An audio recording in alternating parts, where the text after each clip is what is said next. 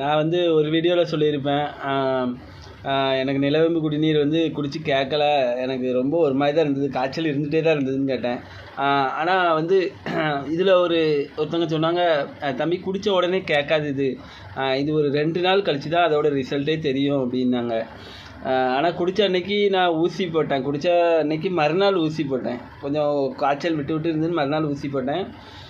ஊசி போட்ட நேரம் கொஞ்சம் கேட்டுச்சு.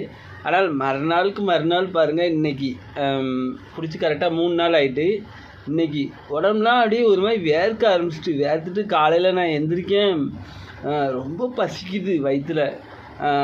காலையிலே அதாவது நான் 8 மணி 9 மணி 10 மணி 11 மணி ஆயிரும் நான் சாப்பிட்றதுக்கு. 8 மணிக்கெலாம் பசிக்க ஆரம்பிச்சிருது, 7 மணிக்கெலாம் பசிக்க ஆரம்பிச்சிருது.